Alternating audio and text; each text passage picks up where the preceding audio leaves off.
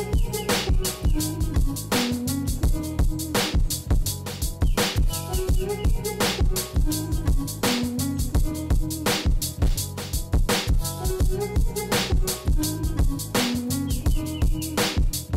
up everybody, it's Sean here and I'm here today to give you a review of the Up There collaboration with New Balance on this 2002R in the Backyard Legends colorway.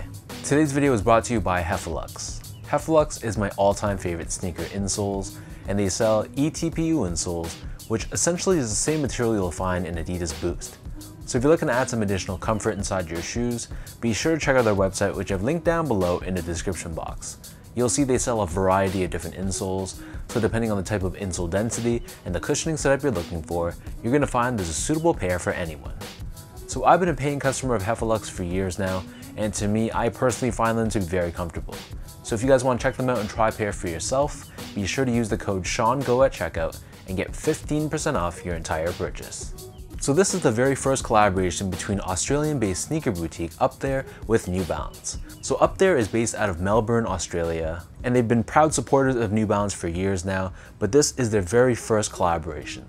So these dropped on July 15th, and they retailed for a price of 250 Australian dollars, which is approximately 175 US dollars or 225 Canadian dollars. And the style code for this shoe is M2002RUT. So as far as collaborations go on the 2002R, I gotta say, this one is definitely one of the most unique I've seen. As you take a look at the details, and you'll see there are a ton of details on this pair, the base layer of this shoe, this is constructed out of an open style white colored mesh. Right above this we have this reflective silver 3M with the New Balance N logo, and on the bottom on the medial edge, we have another reflective panel which is tinted in this light blue finish. Overlaid on either side, we have this purple suede which has a bit of a synthetic feel to it in hand, and the edges are outlined in this light blue color. Surrounding the front toe cap we have this deep green colored suede, and stamped on the lateral side we have this 2002R branding done in the silver color. Moving downwards you'll see there's two different tones of green which cover the side panel. So we have that darker green once again, along with a slightly lighter shade of green underneath, and the top two eyelets are constructed out of this TPU material in this light blue color. And stitched on top of the mid panel we have the New Balance N logo, which is once again constructed out of that reflective 3M material with a light blue colored outline. Moving downwards we have more of that same mesh material that we saw earlier on the toe box. Underneath this we have that synthetic purple suede, which feels like felt to the touch. And overlaid on top of this we have this green colored suede which wraps around the back of the shoe, and the very bottom of the heel is covered in a purple colored suede, and just like all your other 2002Rs, this portion here is perforated. Above this we have this dark green suede with the silver and purple New Balance branding, and the very top of the heel is covered in that light blue colored reflective 3M material.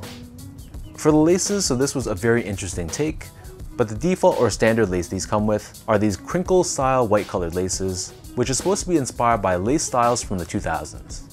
If you're not feeling these, they also give you a crinkled cut green colored lace, along with more traditional flat style laces in white and green, and they come with these light blue colored lace locks as well if you want to accessorize your shoe a little bit more. Underneath this, the tongue is primarily constructed out of that same open style mesh. Stitched on top of this, we have this green colored suede with New Balance branding in silver, and the top of the tongue, it borrows a style from the 990 V3, and you'll see it's covered in this green colored nylon. We have that waffle style finish that the 990 V3 is known for, along with New Balance branding on the top, and instead of USA, we have the initials for Australia. The interior of the shoe is lined in this dark green colored textile, which matches the exterior of the shoe perfectly. And then in terms of the insole, these come with a foam padded insole. It's lined in this powder blue colored finish on top, and we have Up There branding stamped on the heel in purple. In addition to the different laces, the accessories, all that stuff, these also come with these lace shrouds as well, which can be interchanged on either side, depending on the color that you prefer. But I personally think this looks pretty strange, so I'm definitely going to leave this off my pair. So the upper of the 2002R sits atop this foam midsole, which is constructed out of a combination of Absorb and Absorb SBS. The midsole is primarily painted in white, and in addition they also incorporate New Balance's energy technology, and this is visible with these purple colored gel-like pillars which are seen on the lateral side of the heel. And this is there for impact protection and shock absorption. Finally, turning this pair over to the bottom, so the outsole here is constructed out of a combination of green and light blue colored rubber. We have this diamond-shaped traction pattern on the forefoot, along with these grooves for added flexibility.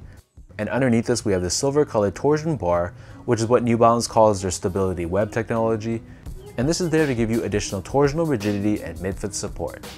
So that breaks down the look and the construction of this pair, and for those wondering about sizing, overall I feel like these run like most of my other 2002Rs, so I'd recommend most people can stick true to size. So I'm a true size 10, slightly on the wider side. I stick with the size 10 in New Balance silhouettes like most of my 2002Rs, the 997 and the 990 V2 because I find that the toe box on those two models are a little bit more narrow, and a lot of the made in UK New Balances like the 991, the 1500 and 1530. And in comparison, I usually go a half size down or a 9.5 in other New Balance silhouettes like the 992, the 990 V3, V4, V5, most of my 550s as well, along with other models such as the 998.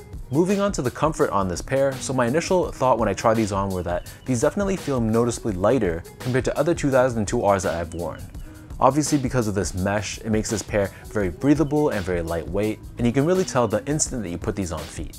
In terms of the underfoot feeling though, these feel pretty much identical to any other 2002R, so for me I felt like it was very comfortable, it feels very well balanced, and what I mean by that is that it gives you a good amount of softness and underfoot cushioning, but at the same time it's not overly soft and mushy, and you definitely have some support underfoot as well.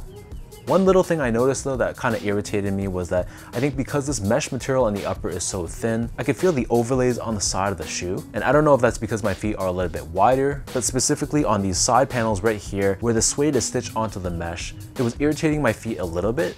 So I don't know if anyone else felt the same way or if this is just limited to me. Either way, let me know down below your thoughts. Finally, in terms of the overall quality and the craftsmanship. So first off, in terms of material quality, I thought it was pretty average. It definitely wasn't the best material I've seen used on a 2002R, that's for sure. A lot of the suedes had a very synthetic, sort of felt-like feel to it. Compared to something like the suede pack or the higher learning pack, the materials used on those pairs, for example, they feel much better compared to this. But in terms of the overall build and the craftsmanship, I really had no major problems at all. I thought this was pretty solidly well put together, so no complaints at least from that end.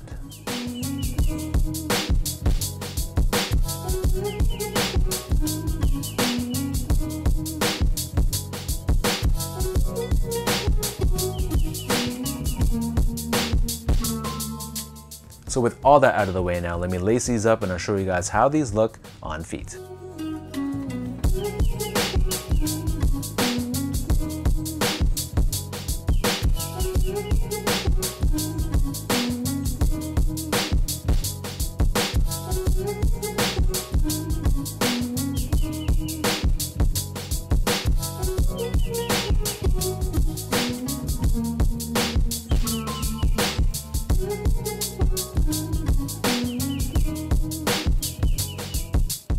Overall, I think this is a very solid debut collaboration between Up There and New Balance. I really like how they were unafraid to push the boundaries in terms of material choices and the options and changes that they can incorporate, and let's just say they didn't play it safe at all. I think the color combination of these greens and the purple and the light blue, it really has that sort of backyard outdoor feel, which is what they were going for, but at the same time it kind of reminds me of the colors of the Hulk. That's not a bad thing though. I think this pair looks really nice on feet. This will be a great shoe to wear during the summertime. And aside from the little bit of irritation I have on the sides of the toe box, other than that, I think this is a pretty spot on collaboration, and I think this is a very solid addition to my collection. Before I end this video though, I did want to give a shout out over to Caprice Dixon. He's one of my followers and subscribers who actually reached out to me offering to help me secure my pair. So huge shout out over to you. This review would not be possible without your assistance. For everyone else, thank you so much for watching. Leave a comment down below on your overall thoughts on this collab, and let me know if you managed to grab a pair as well. Did you take an L and pay resale for these, or did you just pass altogether? If you guys like this video, be sure to like, comment, and subscribe to my channel if you haven't yet. You can follow me on Instagram at esco8, check me out on Twitter at sean.go, and visit my website as well at seango.ca. So until next time, thanks so much for watching. Hopefully you guys enjoyed this video and hopefully it helped you in some way, and I'll catch you guys all in my next review.